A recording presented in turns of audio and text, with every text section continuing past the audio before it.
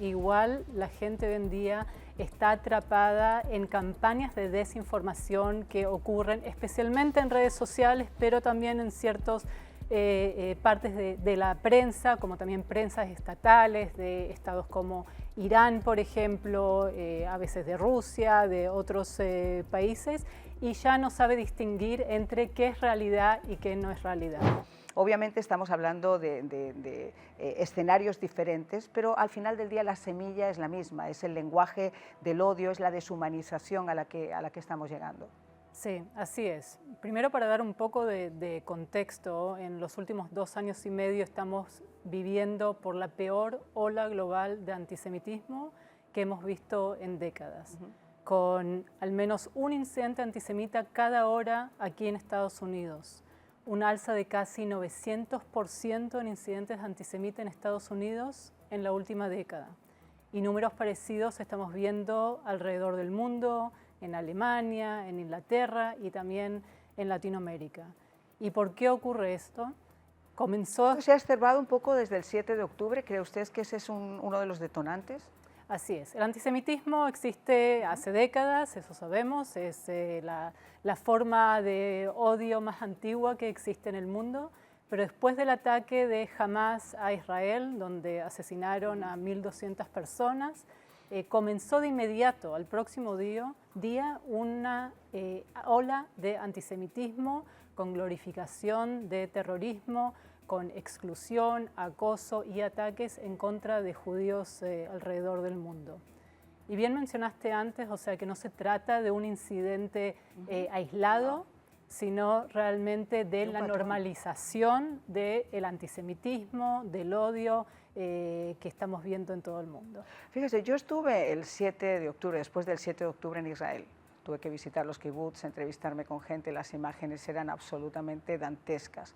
Al regresar aquí, hubo gente que negó lo que había ocurrido, que negaba que esas imágenes fueran reales. Tuve que hacer golpe de teléfono y decirle, mira hermano, yo no sé cómo tienes amueblado el cerebelo, pero esto, o sea, no engaña, esto es real, la gente que se murió es real, la gente que mataron, que asesinaron, que secuestraron, es real. ¿A qué punto de enajenación puede llegar alguien, embajadora, como para negar hechos de estas características? ¿Hasta qué punto el odio puede nublar este tipo de cosas? Bueno, lamentablemente tenemos la experiencia también de la negación del Holocausto, que fue la tragedia más grande en nuestras sociedades, no solamente contra el pueblo judío. Entonces no nos debe sorprender que también hay negación del ataque terrible de Hamas el 7 de octubre del 2023. Y ya a la gente no le importa si hay imágenes, videos, testimonios, existe todo. O sea, yo también en persona estuve allí varias veces, me encontré con víctimas que sobrevivieron, con gente que fue tomada a fuerza a Gaza y estuvo ahí casi 2 años.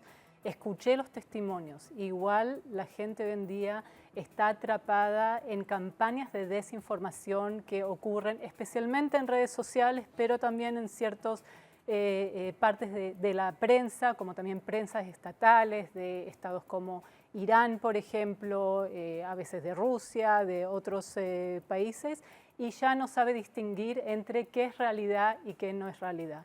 Y cuando las generaciones jóvenes ya no ven televisión, no leen el diario, sino reciben la información de redes sociales, de un video de 8 segundos en TikTok, les es más difícil aún entender realmente en qué creer y es más fácil creer en cualquier cosa que uno ve. Y ese es el grave problema. Yo siempre pongo el ejemplo. Mire, a usted le puede encantar la aviación y le puede encantar la medicina, pero por mucho que a usted le encante la medicina y la aviación, ni va a poder aterrizar un Boeing 747, ni va a poder hacer una operación con éxito a corazón abierto. Y esto tiene mucho que ver con el tema periodístico. Yo sé que la gente hace cualquier cosa por un besito, un like, un aplauso o lo que les dé la gana. Pero señores, para ciertos temas y sobre todo ciertos temas de seriedad, exige un poco de rigor periodístico. Eso no puede ser que cualquier cosa se convierta en viral, porque además hay otro tema y es la financiación que se esconde detrás de todo esto.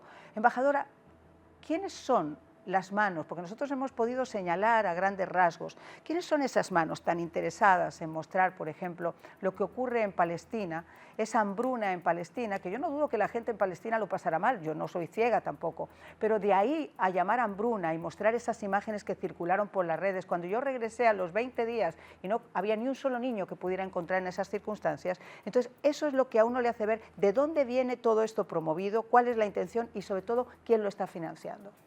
Bueno, es difícil de decir solo una persona o una organización o un Estado, sino realmente estamos hablando de una red que está comunicada y coordinada entre ¿Es la organizaciones. izquierda en general? Mire, la verdad, o sea que lamentablemente el antisemitismo no tiene lado político y viene de izquierda, de derecha, de lugares no políticos, de grupos islamistas. Lo que sí estamos viendo, especialmente en los últimos 2 años y medio, es que hay más colaboración y coordinación entre grupos islamistas hasta grupos terroristas radicales de Medio Oriente o que tienen sucursales en diferentes lugares en las Américas o en Europa y que colaboran con ciertas organizaciones de extrema izquierda, lo que se llama el Red Green Alliance, la alianza esa verde-roja, digamos, que comparten los mismos mensajes antisemitas, no solamente anti-israelíes, sino realmente antisemitas, que acusan de no solamente el Estado de Israel de ser genocidas, sino a todos los israelíes, a todos los llamados sionistas, los que apoyan la existencia del Estado de Israel, y eso lo vemos directamente en la calle en ataques físicos contra judíos. Y cuando hablo de ataques físicos, estoy hablando que el año pasado 20 personas perdieron sus vidas en ataques antisemitas terroristas alrededor del mundo. 2 ataques aquí en Estados Unidos, uno en Inglaterra, en Manchester, en una sinagoga, y el terrible ataque en Bondi Beach, en Australia, el diciembre del año pasado, que 15 personas perdieron sus vidas. Y aquí quizás lo que muchas de las personas no entienden cuando se señala a Irán, y yo insisto siempre en señalar a Irán, porque más allá de la campaña que se esté realizando en estos momentos, Irán ha sido la cabeza de la serpiente que ha manejado el yihadismo internacional en todo el mundo. Los proxies, las células dormidas, eso todo es impulsado por Irán. Hezbollah, el grupo terrorista Hamas, tienen la financiación, el entrenamiento, la captación, la distribución por parte de Irán. Son brazos armados de Irán. Pero hay una cosa que es todavía más preocupante y es cuando se utiliza una inmigración simplemente también como arma. Y eso es lo que se está viendo también en Europa. En Europa hemos dejado de ver una inmigración como puede ser la inmigración venezolana, cubana, etcétera, que obviamente hay países que atraviesan malos momentos y hay países que los acogen. Aquí estamos hablando de algo organizado, donde no se trata de abrazar una cultura, sino de imponer y destruir, imponer tu cultura y destruir la cultura que está. Y hemos llegado al extremo del Reino Unido, donde está impuesta la ley Sharia, es decir, tú sales de tu país huyendo de algo, pero vas a otro a imponer de lo cual estás huyendo. ¿Cómo se entiende eso, embajadora? Bueno, primero el tema de Irán, uno pensaría que Irán, su número 1 exportación es el petróleo, pero no, o sea, el régimen iraní es el primer exportador de terrorismo en el mundo y de antisemitismo también.